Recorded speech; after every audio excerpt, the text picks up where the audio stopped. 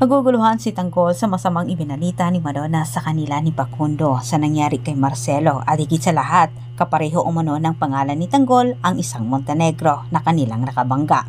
Samantala, napabunto na ng galit ni Ramon itong si David dahil sa kapalpakan din nito na sa kagagawan din ni Facundo. Ipinaubaya na sana nila Ramon kay David ang pagharap umano sa kliyente nila na kung saan sinulot na ito ni Facundo.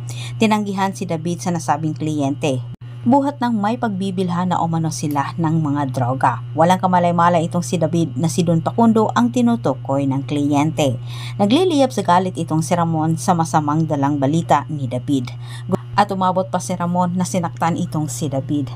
Gustong malaman ni Ramon kung sino umano ang nanulot sa kanilang kliyente. Pero suspecha ni Ramon na si Don Facundo umano ang kinuhaan ng droga ni Villegas. At sa kabilang banda, pinapuntahan kaagad ni Don Facundo kala Madonna itong si Villegas. At sa puntong ito ay hindi kasama sila Tanggol sapagkat may iba ding misyon sila Tanggol na kung saan ang diamante.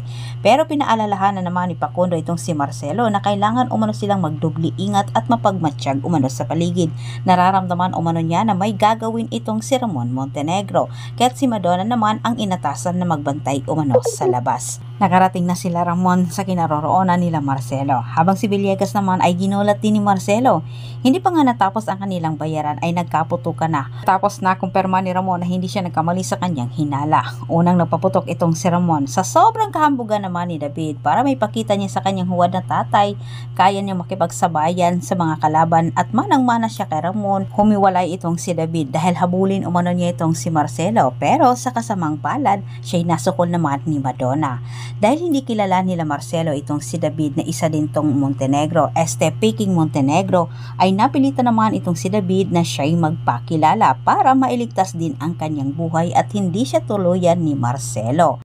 Sabay sabi ni David na siya umano si Jesus Nazareno Montenegro.